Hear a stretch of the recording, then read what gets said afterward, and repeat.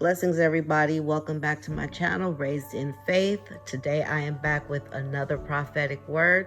The Lord said it is coming. So we know that a lot of things are going to be happening this year in 2024.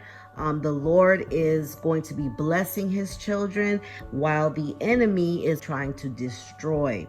So you've heard a lot of different words about what's going to be taking place this year.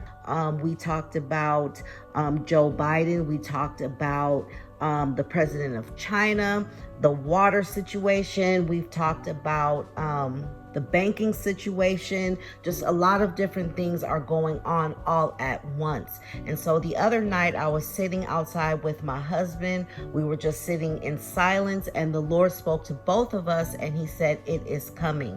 Now, what the Lord has shown me is different situations. Some of the ones that I just mentioned to you, he showed them to me again, and he also showed me weather manipulation. This is one of the things that they are going to be doing. You're going to be seeing earthquakes, you're going to be seeing hurricanes, different types of storms in areas where they are not usually happening. Okay, so some of it is going to be natural, some of it is going to be manipulated. Secondly, we're going to be seeing viruses. I'm sure that you've heard about that. And so the Lord said it is coming. Something is getting ready to take place. And what is important here is not so much what's going to take place, but the Lord said to tell you not to be afraid. Everything that's happening, whether it is the financial situation, the food crisis that we see,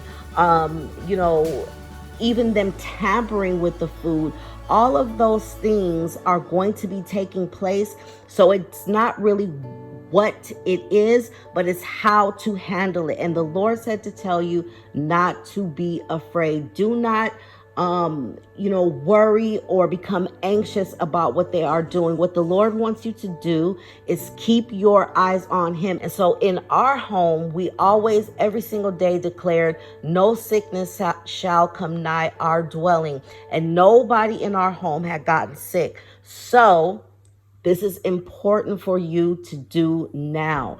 Regardless of what they plan, regardless of what they do, it is important for you to not be afraid. Do not let in the spirit of fear, because God is going to protect us. God is going to keep us, and we don't have to worry about any of those things.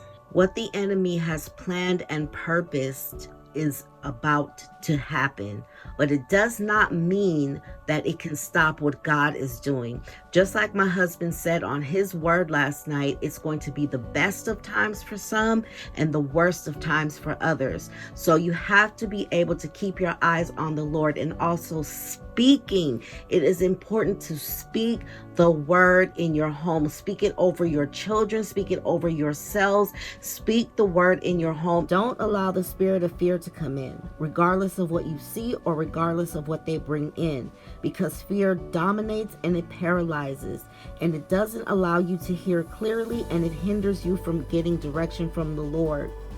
And lastly, hopefully you all have been preparing, buying food, water, and essentials. And if you are eating or drinking anything and the Lord tells you to throw it out, do not hesitate. Do what he says, because they are tampering with the food. The other day, I bought 2 bottles of Bragg's apple cider vinegar. And when I opened one of them, the Lord said, do not drink that. And so I took both bottles and I threw them away. I didn't even ask him why. I just did what he said. Because right now there's all kind of things taking place, and you do not know exactly what they're doing in any situation. So whatever he tells you, you need to do it. God tells us things so that we can be prepared and not fearful. So the 3 things that we need to be concentrating on right now is, number 1, putting our trust in the Lord, keeping our eyes on him. Number 2, not allowing the spirit of fear to come in. The enemy cannot dominate anything. And just because he's doing something, just because his plan is to destroy, does not mean that he can stop God from doing what he has purposed to do, which is to bless us. And thirdly, speak the word. Speak it over yourself, speak it over your home, speak it over your children, speak it over your environment, your area, your neighborhood, your state. Speak that word. Until next time.